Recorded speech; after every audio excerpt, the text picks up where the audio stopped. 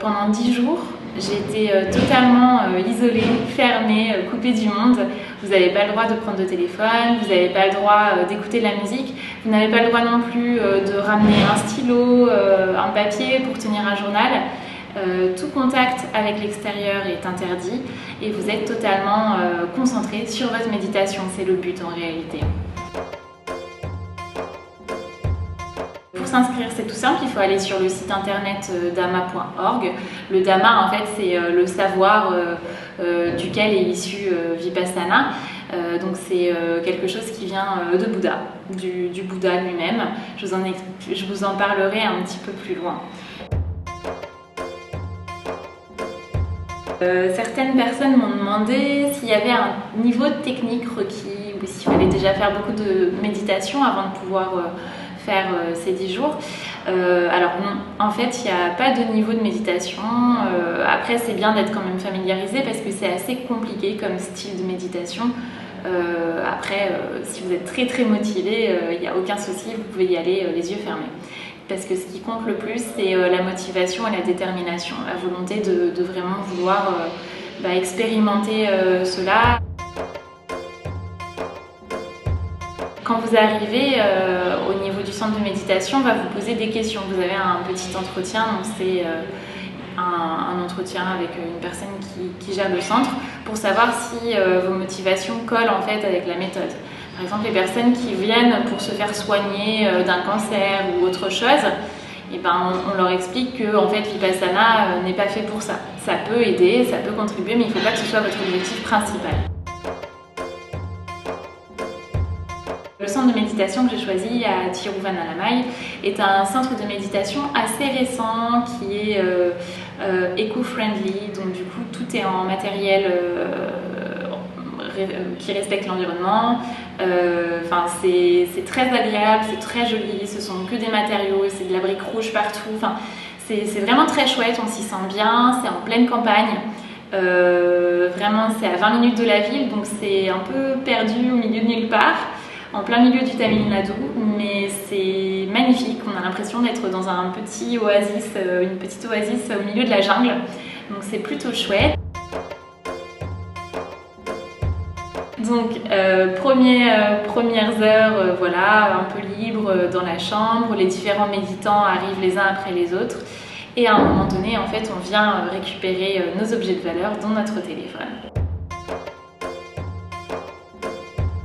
Donc à partir de ce moment-là, on n'a plus aucun lien avec l'extérieur, on n'a plus de nouvelles de ce qui se passe dans le monde ou alors dans notre famille. Donc ça c'est un gros pas pour moi. Déjà de lâcher mon téléphone parce que je pense que on est nombreux dans ce cas, mais je suis totalement accro à ce petit téléphone, aux réseaux sociaux et donc ça fait une bonne détox digitale. Donc ça j'appréhendais pas trop, au contraire j'en étais assez contente, mais ce qui était compliqué c'était de me dire que pendant 10 jours j'allais avoir aucune nouvelle de mon chéri, de mes parents, de mon frère et de tous les gens que j'aime. Et ensuite, on fait une première méditation et on vous explique qu'à partir de maintenant, nous n'avons plus du tout le droit de parler pendant 10 jours. Donc à ce moment-là, j'ai les batteries rechargées à bloc, je suis très motivée, je sais pourquoi je suis là. J'ai pas vraiment d'appréhension, je me laisse un peu guider et tout est très bien fait en fait. Il n'y a pas d'inquiétude à avoir. La retraite, elle existe depuis très longtemps. C'est une méthode qui est vraiment rodée, donc tout est fait pour qu'on suive le fil et qu'on n'ait pas d'interrogation particulière. Concernant vos questions, on m'a aussi demandé le déroulé d'une journée type. Donc c'est très simple, toutes les journées se ressemblaient, en tout cas sur les horaires. Donc tous les matins, c'est réveil 4h du matin, la cloche sonne. Ensuite, on a une première session de méditation de 4h30 à 6h30 du matin. Petit déjeuner ensuite, après petite pause. On retourne méditer jusqu'à 11h où on a le repas du midi. Ensuite, petite pause encore pour la digestion. Après, de nouveau méditation jusqu'à 17h. Là, on a un petit goûter. Et ensuite, de 18h à 19h, encore une session de méditation. Après, à 19h, on a un discours d'1h30 de SN Goenka. SN Goenka, C'est lui en fait qui a créé tous les centres d'Ama, qui a créé en fait l'engouement autour de cette méthode qui était en fait à l'initiative du Bouddha. Donc c'est une méthode qui a 25 siècles, qui est celle qui a été enseignée par le Bouddha pendant toute sa vie à partir de son éveil. Donc en fait cette technique, elle vient d'Inde, c'est pour ça que moi j'ai décidé de le faire en Inde, mais vous pouvez le faire n'importe où, hein, comme je vous le disais tout à l'heure.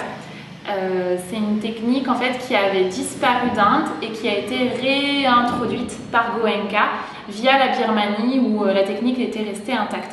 Donc c'est vraiment celle qui a été préconisée par le Bouddha, il n'y a eu aucun rajout ou aucune chose qui ont été enlevées.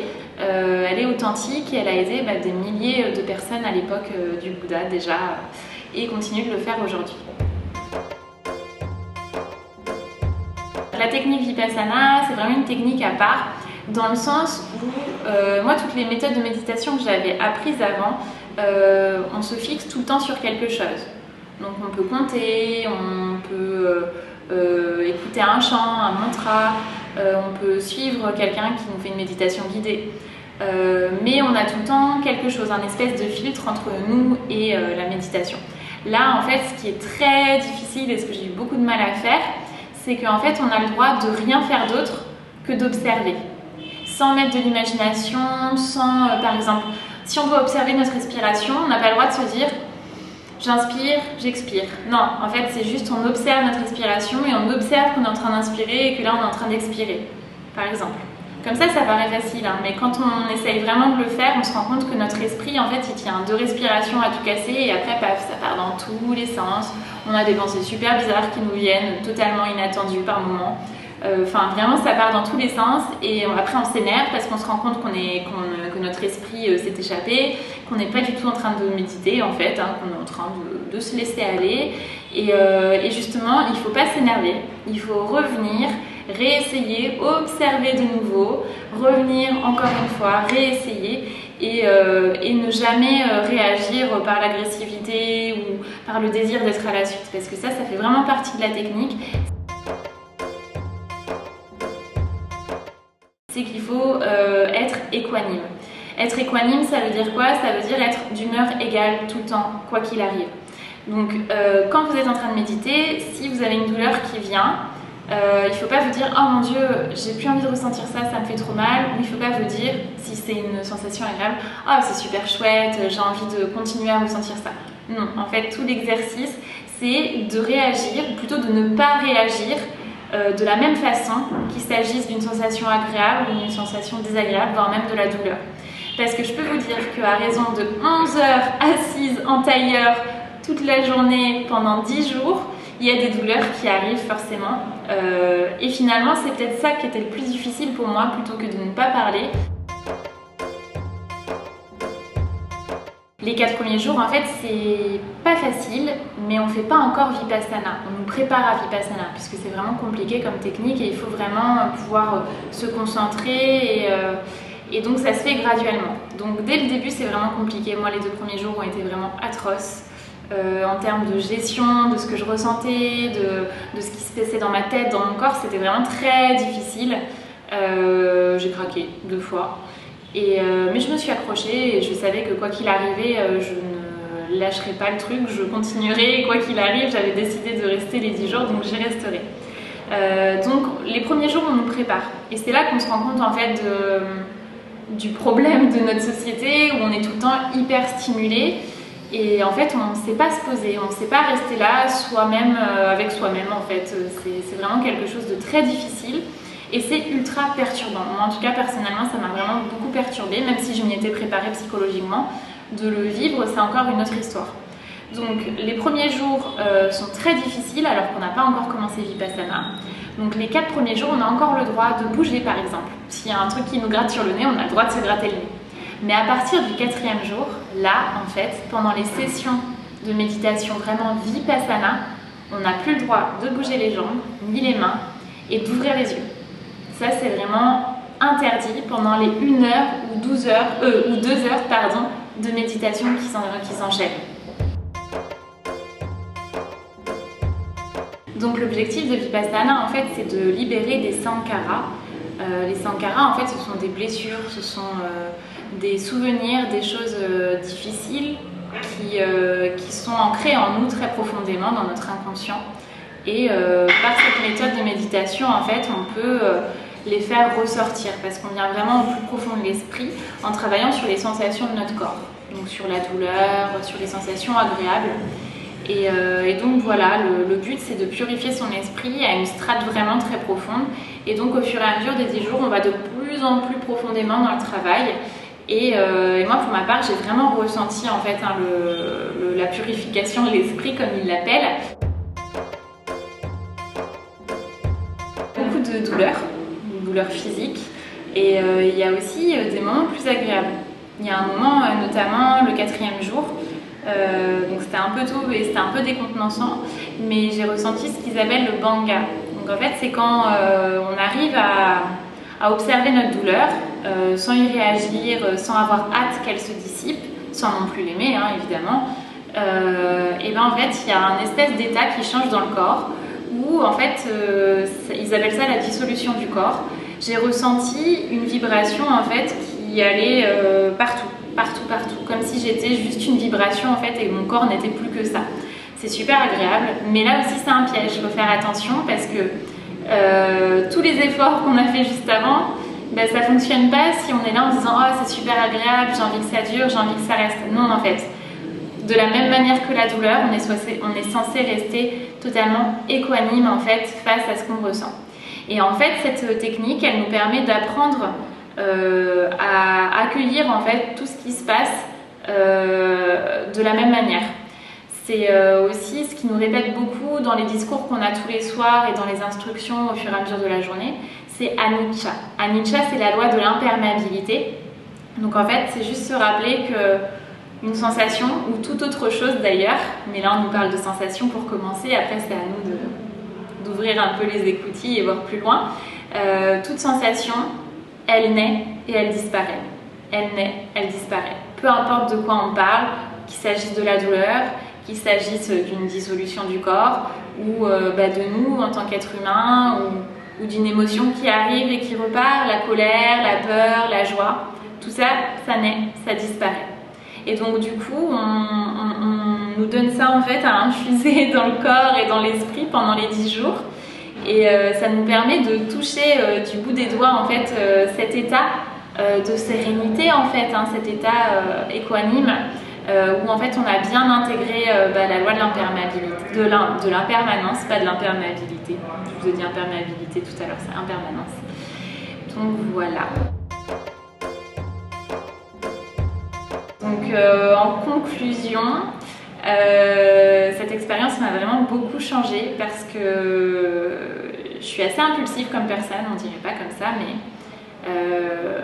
surtout face à l'injustice, je vais beaucoup réagir. J'ai très peu de colère, mais j'ai beaucoup de réactions. Dès qu'on vient toucher à l'injustice, c'est compliqué.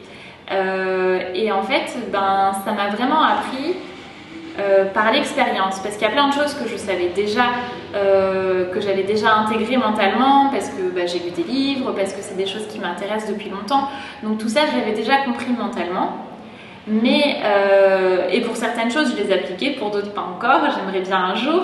Mais là, en fait, par l'expérience, par le corps et par les sensations, en fait, ça vient vraiment à une strate beaucoup plus profonde. Donc c'est super intéressant en fait.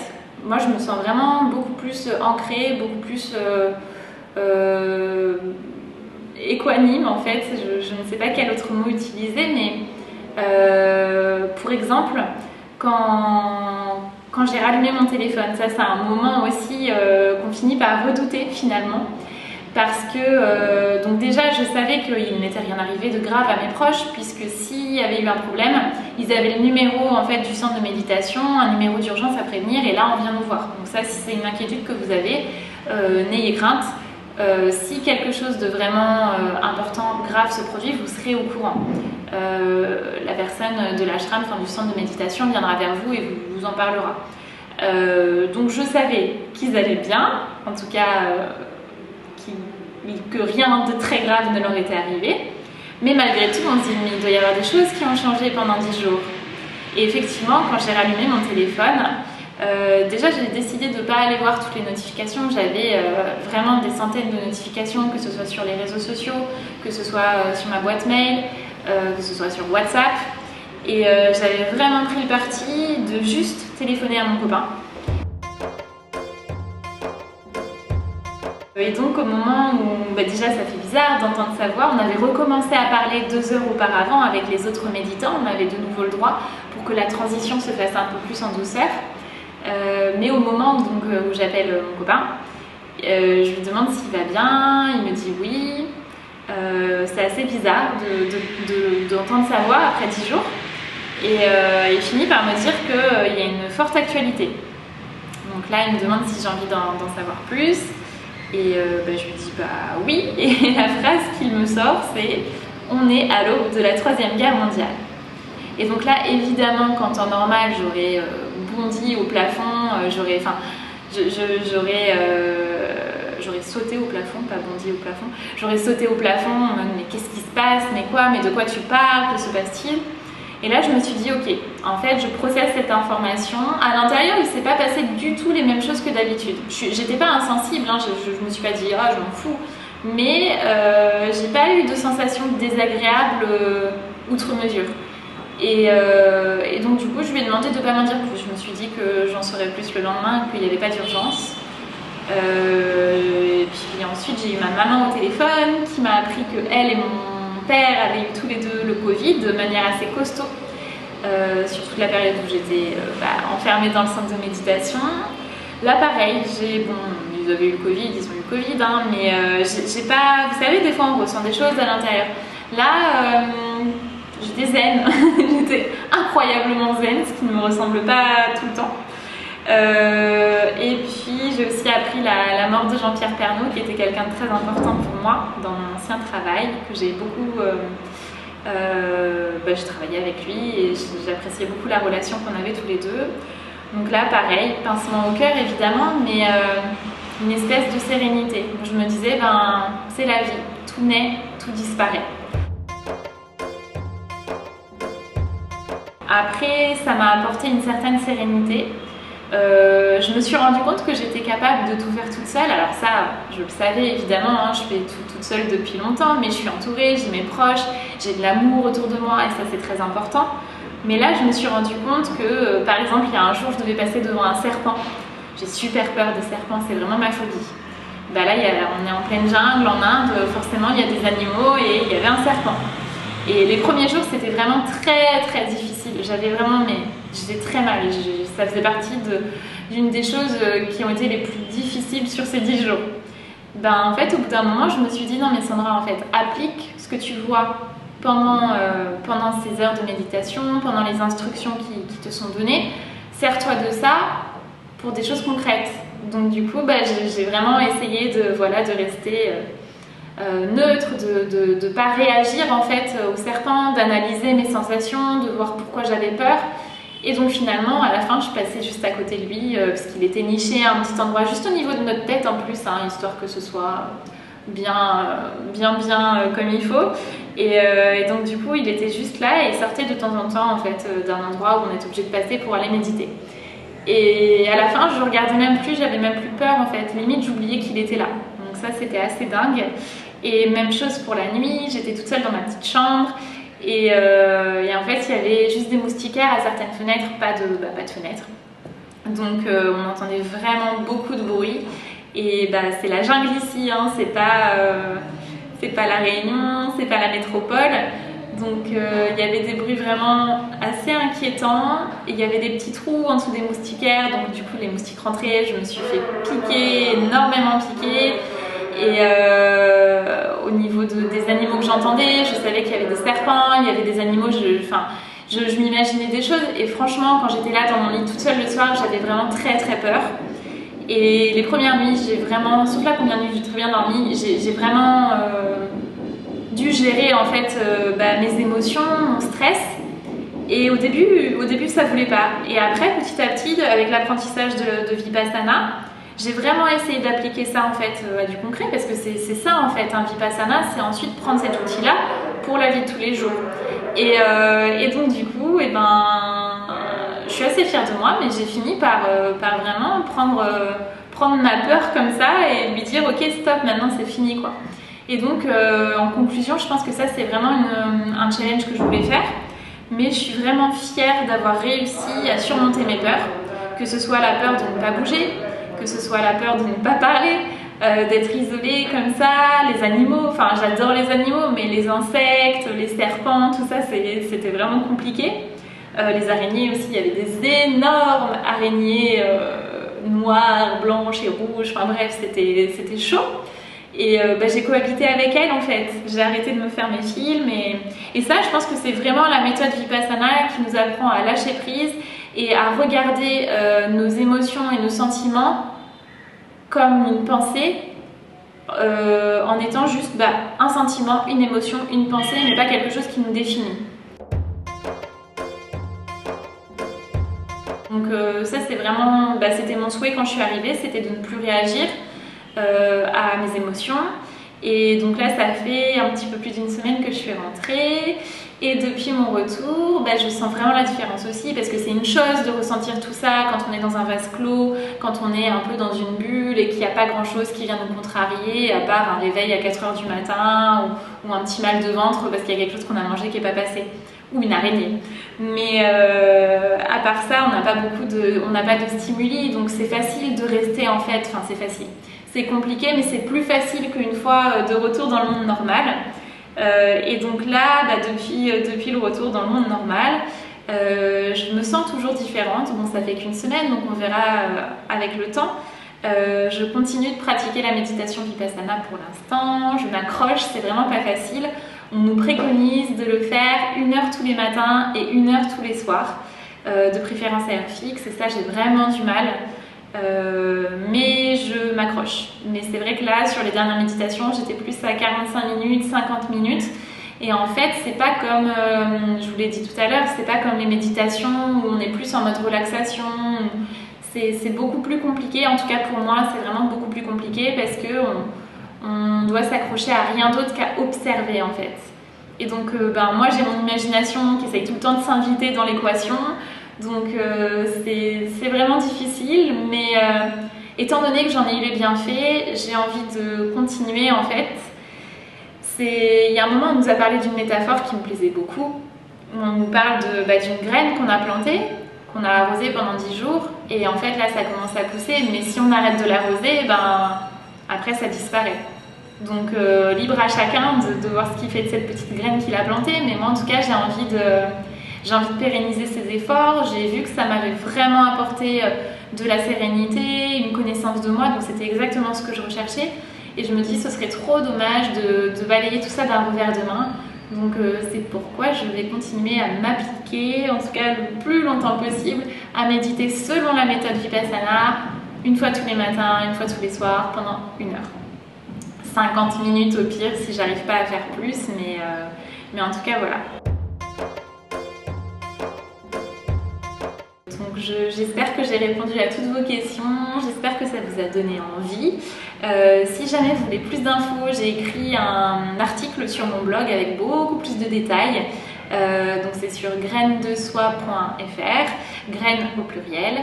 Et puis je vous remercie pour votre attention. Merci à vous si vous êtes allés jusqu'au bout de cette vidéo. J'ai essayé de faire le plus synthétique possible, mais bon, 10 jours aussi intenses, forcément ça prend un petit peu de temps à raconter. Et puis n'hésitez pas à me mettre en commentaire vos réactions, si vous avez d'autres questions. Et puis aussi je serais ravie de savoir que certains d'entre vous se jettent à l'eau et font également cette expérience à leur tour. Donc n'hésitez pas. Ah oui, juste une chose, concernant les tarifs, ce n'est pas payant. En fait c'est uniquement sur la base de donation. Donc vous donnez ce que vous voulez en fait. C'est vraiment quelque chose de personnel. Et vous pouvez aussi, une fois que vous avez déjà fait un Vipassana, revenir pour bénévolement donner un coup de main pour chaperonner les nouveaux étudiants, donc sur une durée de 10 jours ou moins si vous ne pouvez pas vous libérer 10 jours. Mais en tout cas, moi je pense que je le ferai. Et je pense aussi que je referai un Vipassana l'année prochaine. Voilà, donc on s'en reparle. Merci pour votre attention.